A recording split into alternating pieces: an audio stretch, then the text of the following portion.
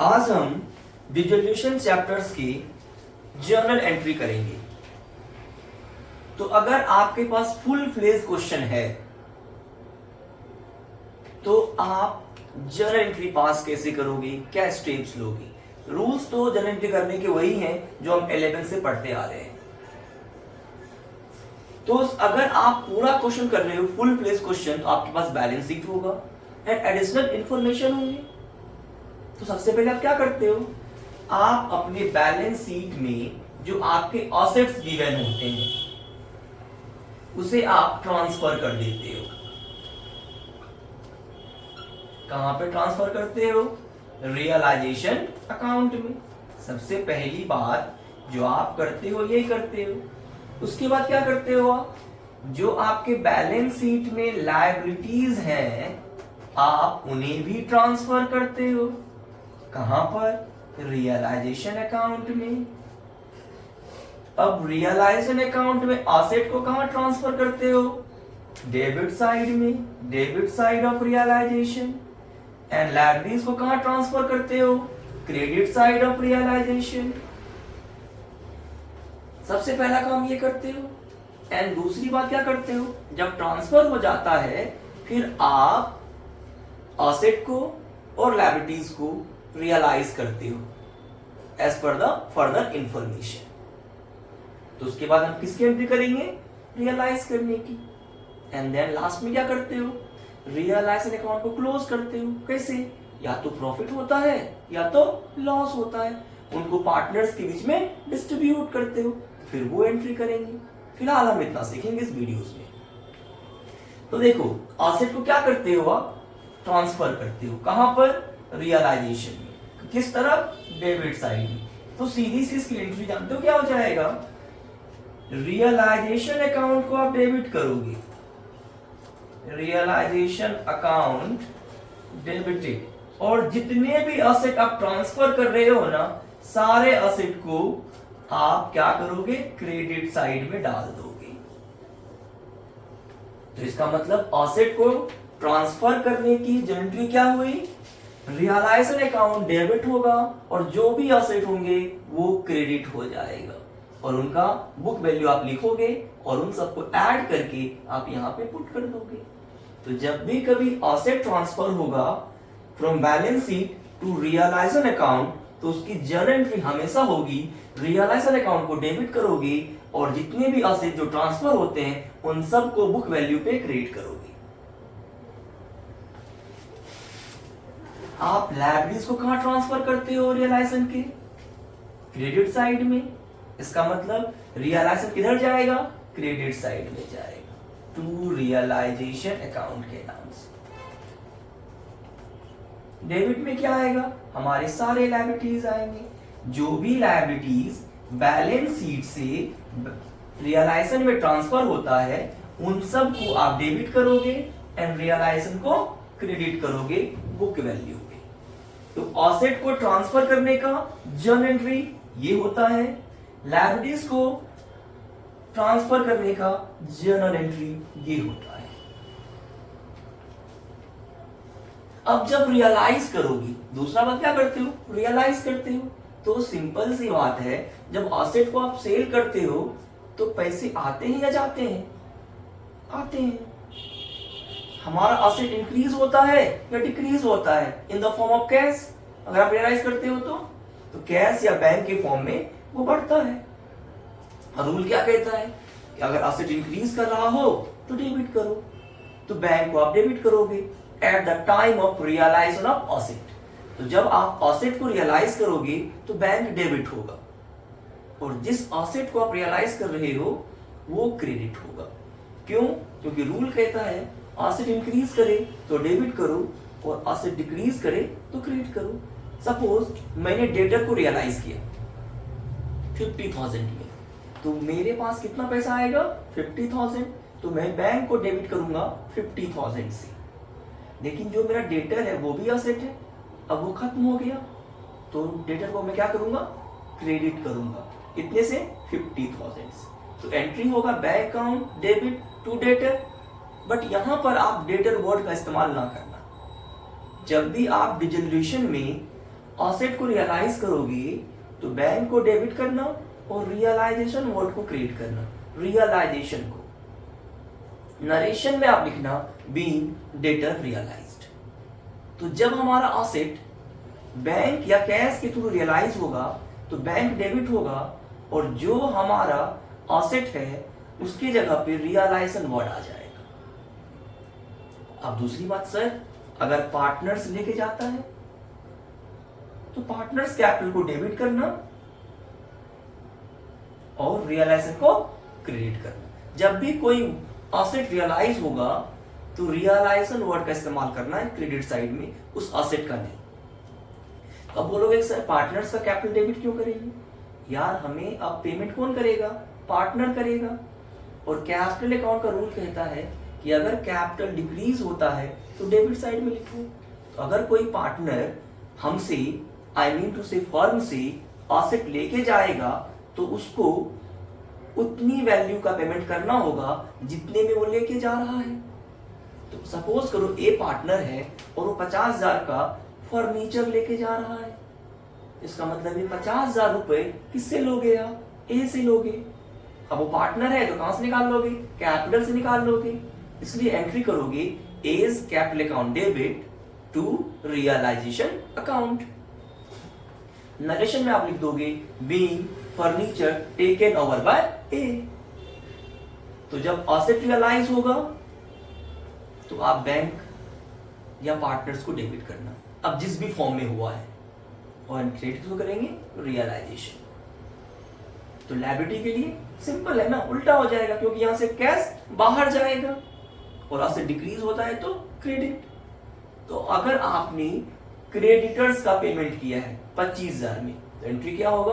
Realisation account debit to bank. अब बोलोगे sir यहाँ पे रियलाइजेशन को डेबिट क्यों कर रहे हैं?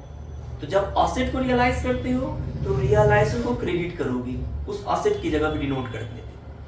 और जब आप लायबिलिटी को रियलाइज करोगे तब भी आप रियलाइजेशन वर्ड ही यूज करोगे उसके लिए, लेकिन इसको डेबिट करोगे, रियलाइजेशन टू बैंक। और अगर कोई पार्टनर लेके गया तो यहाँ पे पार्टनर्स का कैपिटल बढ़ेगा। क्यों? क्योंकि फर्म को लायबिलिटी का पेमेंट करना था, बट उसके बिहाफ पे किसने पे कर दिया? पार्टनर ने।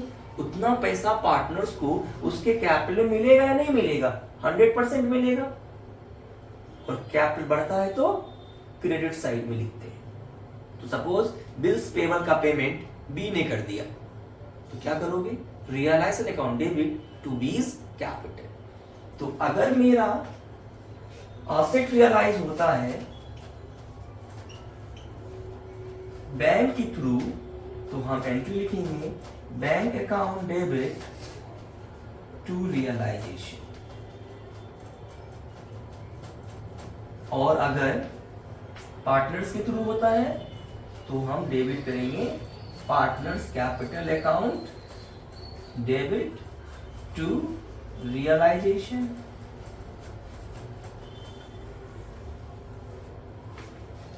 और अगर हम लायबिलिटी को रियलाइज कर रहे हैं तो लायबिलिटीज अगर हमारा रियलाइज हो रहा है तो सिंपल रियलाइजेशन अकाउंट हमारा डेबिट होगा टू बैंक। और अगर पार्टनर्स कैपिटल से हुआ तो रियलाइजेशन अकाउंट हमारा डेबिट होगा, क्रेडिट होगा पार्टनर्स कैपिटल अकाउंट। तो इस बात को याद रखोगे। एसेट बैंक के थ्रू हुआ तो this will be the entry, partners लेके गया तो this will be the entry.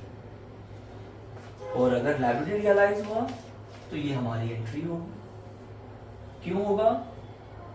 आपको जनरल एंट्री का रूल अच्छे से पता है, सिर्फ ध्यान ये रखना है कि एसेट का नाम नहीं लिखते हैं, हम रियलाइजेशन वर्ड का यूज करते हैं। अगर लायबिलिटी का पेमेंट करते हैं तब भी रियलाइजेशन वर्ड का इस्तेमाल होता है। तो डिसोल्यूशन चैप्टर भी एसेट रियलाइज हो या लायबिलिटी रियलाइज हो, वर्ड क्या यूज करोगे? रियलाइजेशन। अब पार्टनर्स के थ्रू हुआ तो पार्टनर्स कैपिटल, बैंक के थ्रू हुआ तो बैंक।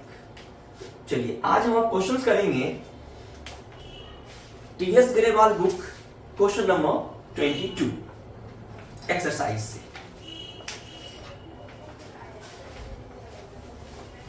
तो सबसे पहले हम क्या करेंगे, सबसे पहले हम जर्नल एंट्री का फॉर्मेट बनाएंगे। तो चलिए हमारे साथ आप फॉर्मेट बना लीजिए। ऊपर में आप लिख दोगे journal entry,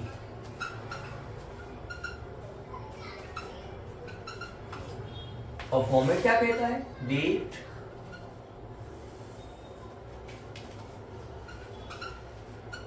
particular, ledger folio and दो अमाउंट का कॉलम, एक हमारा डेबिट साइड का कॉलम होगा और एक हमारा क्रेडिट साइड का कॉलम होगा। और यहां पे मैं थोड़ा सा स्पेस अपने लिए ले लेता हूं वर्किंग नोट के लिए जब रिक्वायरमेंट पड़ेगी तो। ठीक है, अब हमारा क्वेश्चन क्या कहता है, Achal and Vichal were partners in a firm sharing profit in the ratio of 3:5।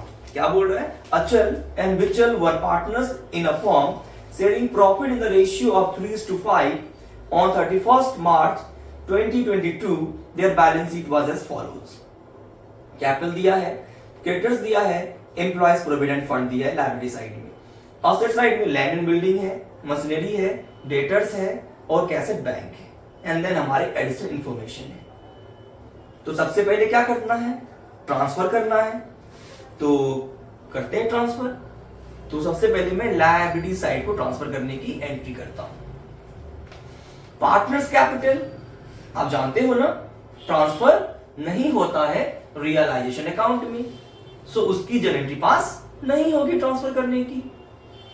दूसरा creditors and employees provident fund transfer होता है, तो हम इनको ट्रांसफर करने की एंट्री करेंगे। क्या एंट्री होता है, रियलाइजेशन को डेबिट करेंगे, सॉरी ट्रांसफर करने की एंट्री क्या होता है, जितने भी हमारे लायबिलिटीज होते हैं उनको हम डेबिट करेंगे। तो लिखेंगे creditors account debit, employees provident fund account debit to realisation account. अभी हमने ये डिस्कस किया था।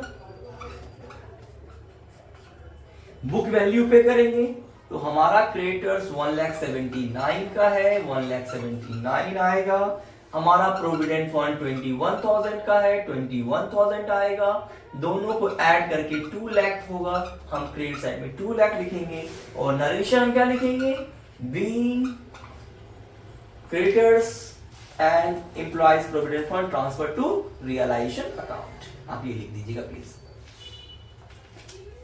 लायबिलिटीज हमारा ट्रांसफर हो गया। अब हम क्या करेंगे, असेट को ट्रांसफर, और असेट को ट्रांसफर करने की जर्नल एंट्री क्या होती है, balance sheet to realisation. Realisation को आप क्या करोगे, डेबिट करोगे। क्या करोगे, रियलाइजेशन अकाउंट को आप डेबिट करोगे, और जितने भी असेट्स ट्रांसफर होते हैं उसको आप क्रेडिट करोगे। तो लैंड एंड बिल्डिंग को आप क्रेडिट करना, आप डेटर्स को क्या करना, क्रेडिट करना, मशीनरी को क्या करोगे, आप क्रेडिट करोगे। Cassette bank, cassette bank transfer नहीं होता, तो उसकी एंट्री नहीं होगी। तो पहले मैं लैंड एंड बिल्डिंग का अमाउंट लिख देता हूं, वो 4 लाख है। फिर मैं डेटर लिख चुका हूं, तो वो 2,22,000 है। फिर हमारा मशीनरी है वो 3 लाख का है। इन सबको ऐड करके 9,22,000 आप रियलाइजेशन में लिखना। फिर क्या लिखोगे, being asset transfer to realisation account. कितना सिंपल है ना एंट्री पास करना। सबसे पहले हमने लायबिलिटी ट्रांसफर कर दिया, लायबिलिटी ट्रांसफर करने की एंट्री ये होगी।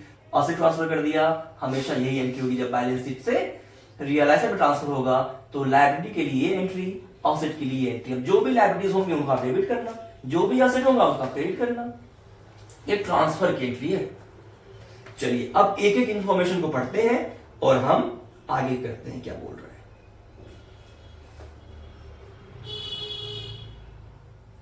दूसरा है लैंड एंड बिल्डिंग रियलाइज्ड 4,30,000। तो जो हमारा लैंड एंड बिल्डिंग है वो कितने में रियलाइज हो रहा है? 4,30,000 में। डेटर, इसको चाहो तो आप एक एक कर सकते हो, तो मैं आपको पहले इजी फॉर्म बताता हूं, फिर अगले वीडियोस में थोड़ा सा इसके अपर लेवल जाएंगे एक साथ कैसे करते हैं। तो लैंड एंड बिल्डिंग रियलाइज कितने में हो रहा है? 4,30,000 में। कुछ नहीं बोला है ना, इसका मतलब ये रियलाइज हो रहा है बैंक के थ्रू, तो पैसे आ रहे हैं, असेट बढ़ेगा तो डेबिट, और एक असेट घट रहा है क्या करेंगे? क्रेडिट। तो क्या एंट्री होगी? इसकी एंट्री होगी bank account debited to land and building नहीं लिखेंगे। जब भी हम डिसोल्यूशन चैप्टर में एसेट को रियलाइज करेंगे तो हम वर्ड यूज करेंगे टू रियलाइजेशन अकाउंट। और कितने में रियलाइज हो रहा है? 4,30,000 में, तो हम 4,30,000 लिख देंगे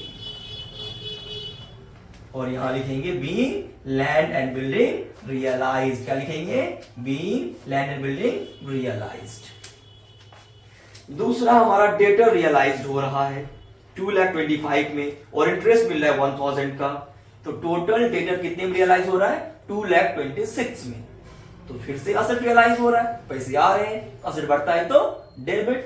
तो क्या करेंगे? Bank account debited to realisation. जब भी असेट रियलाइज होगा उसके लिए किसका वर्ड इस्तेमाल होगा? रियलाइजेशन का। अमाउंट कॉलम में लिखेंगे 2,26,000, 2,26,000।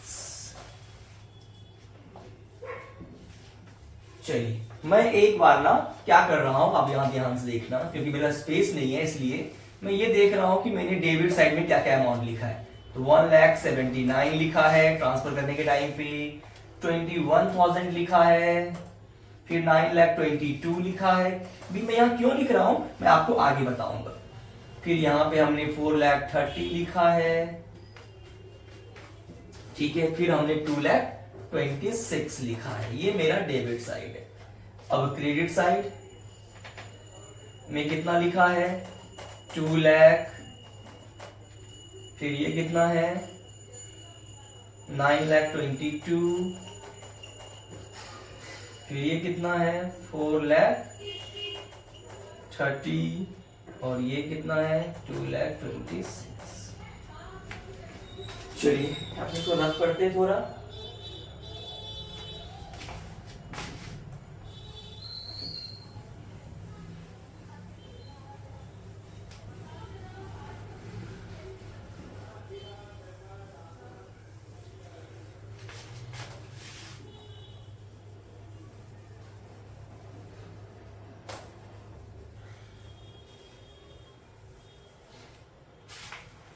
फिर अगला एंट्री क्या होना है? There was an unrecorded investment which was sold for 25,000। मतलब एक अनरिकॉर्डेड इन्वेस्टमेंट है जिसको सॉल्व कर दिया गया, तो फिर से असेट मेरा, तो क्या आएगा? बैंक अकाउंट डेबिटेड टू, बिल्कुल नहीं इन्वेस्टमेंट मत लिखना, टू रियलाइजेशन। जब भी असेट रियलाइज होगा तो वो क्रेडिट साइड में रियलाइजेशन वर्ड से आएगा। कितने में हुआ है? 25,000, तो आप यहां पे लिख दोगे 25,000 और नरेशन में क्या लिखोगे? Being investment realised. Vishal machine लेके जा रहा है लेकिन कैश में, तो यहां पार्टनर्स कैपिटल नहीं आएगा क्योंकि कैश वर्ड बोल दिया है। एंट्री क्या होगी? Cash account debited to realisation. अगर कैश वर्ड नहीं लिखता तब यहां पे हम लिखते विचल कैपिटल, तब लिखते हम विचल, लेकिन यहां कैश बोल दिया है इसलिए कैश वर्ड का इस्तेमाल करेंगे। 2,80,000। फिर से लिखेंगे बीइंग मशीनरी रियलाइज्ड। अब अगला पॉइंट बहुत इंपॉर्टेंट समझने के लिए बोल रहा है 50% ऑफ द क्रेडिटर्स। तो हमारा टोटल क्रेडिटर्स इतने का है, इसका 50%, 89,500 और बचा फिर से 50,000, 89,500। यहां तक का मतलब तो यही है। बोल रहा है कि 50% वर पेड 4,000 लेस। ये जो 50% है इसको पेमेंट हमने कितना कम किया है, 4,000 से कम पेमेंट किया है। मतलब इसको जो हमें पेमेंट करना पड़ा वो करना पड़ा 85,500 और जो बाकी का रिमेनिंग है इसको हमने फुल में पेमेंट किया। इसे और इसे ऐड कर लो, इसका मतलब इतने का क्रेडिटर्स का पेमेंट कितने में करना पड़ा, 1,75,000। अब लायबिलिटी रियलाइज हो रहा है, पैसे जा रहे हैं, तो क्या वर्ड होगा, एंट्री रियलाइजेशन डेबिट होगा। जब भी लायबिलिटी रियलाइज होंगे, जब भी लायबिलिटी रियलाइज होंगे, रियलाइजेशन डेबिट होगा टू बैंक। कितने में हो रहा है, 1,75,000 में। कैसे हो रहा है 1,75,000? ये जो पूरा है उसका आधा उसको 4,000 कम दे रहे हैं और बाकी को पूरा दे रहे हैं। तो इट मींस जितना का क्रेडिटर्स है उसको 4,000 कम देके बाकी पेमेंट कर रहे हैं, तो 1,75,000 में कर रहे हैं। Being liability realised. अब कोई इंफॉर्मेशन नहीं है, लेकिन फिर भी हमारे पास एक लायबिलिटी है, एम्प्लॉइज प्रोविडेंट फंड, और ये रियलाइज होता है। अगर लायबिलिटी के बारे में कोई इंफॉर्मेशन ना हो तब भी वो रियलाइज होता है अपनी बुक वैल्यू पे। एंट्री करेंगे realisation account debit to bank account 21,000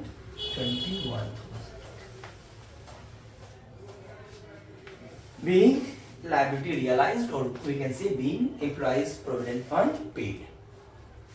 आप रफली अब क्या करोगे, प्लस माइनस करोगे।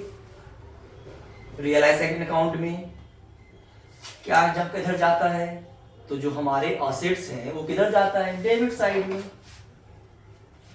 तो जो भी असेट ट्रांसफर किए थे उनकी टोटली और जो भी पेमेंट आया क्रेडिट साइड में वो इधर लिखेंगे। मैं क्या बोलना चाह रहा हूं अब आपको दिखाता हूं कि आप रफली कैसे कैलकुलेट करोगे प्रॉफिट एंड लॉस। तो डिसोल्यूशन में अगर जब हम बनाते हैं रियलाइजेशन अकाउंट तो हम क्या करते हैं, डेबिट साइड में असेट को ट्रांसफर करते हैं जो हमने किया था। कौन कौन से असेट ट्रांसफर किए थे, लैंड एंड बिल्डिंग किए थे 4 लाख का, हमने मशीनरी किया था 3 लाख का ट्रांसफर, और हमने डेटर किया था। और डेबिट साइड में क्या होता है, रिलेशन में पेमेंट होता है किसका, लायबिलिटीज का। हमने पेमेंट किया है ना 1,75,000 और 21, तो हमारा डेबिट साइड ऑफ रियलाइजेशन में यही आएगा एंट्री में। क्रेडिट साइड में जो जो लायबिलिटीज ट्रांसफर होते हैं, तो लायबिलिटी ये ट्रांसफर होता है, ये होता है, तो 2 लाख का हो गया। एंड जो भी असेट रियलाइज होते हैं वो पेमेंट आता है। तो असेट कितने में रियलाइज हुआ, 4,30,000 में तो हमारा लैंड एंड बिल्डिंग हुआ जो 6,30,000 का हो गया ऐड करके इनको। उसके बाद हमने डेटर को रियलाइज किया 2,26,000 में, तो ये हो गया हमारा 8,56,000। एंड देन हमने 2,80,000 का फिर से मशीन किया, 11,36,000 हो गया। तो ये हो गया हमारा ये साइड। अब ये साइड देख लो 437 और ये हो गया 7 2 9 9 1 10 और 10 और इसमें आप ऐड करो 10,75,000 10,97,000 98 11 लाख और 11,80,000, तो ये हो गया 11,80,000। तो कौन सा साइड ज्यादा है मेरा, क्रेडिट साइड ज्यादा है। कितने से, 18,000 से। तो हमें क्या हो गया, प्रॉफिट हो गया किस पे, रियलाइजेशन अकाउंट पे। एंड प्रॉफिट को क्या करते हैं, डिस्ट्रीब्यूट करते हैं किनके बीच में, ओल्ड पार्टनर की। तो क्या एंट्री होगी, एंट्री होगी profit on realisation account debited to Achal to Vichal capital account. मतलब जब भी प्रॉफिट होगा रियलाइजेशन में तो प्रॉफिट ऑन रियलाइजेशन डेबिट होगा एंड पार्टनर्स को क्रेडिट करेंगे। क्यों, क्योंकि ये प्रॉफिट पार्टनर्स को मिलना है, और जब पार्टनर्स को मिलता है तो उनका कैपिटल बढ़ता है और रूल कहता है कि कैपिटल बढ़े तो क्रेडिट साइड भी लिखो। जब भी प्रॉफिट का डिस्ट्रीब्यूशन होगा रियलाइजेशन का, ये एंट्री होगा, प्रॉफिट ऑन रियलाइजेशन डेबिट होगा, जो भी पार्टनर्स होंगे वो क्रेडिट होंगे और उनके ओल्ड रेशियो में प्रॉफिट को डिस्ट्रीब्यूट कर दिया जाएगा।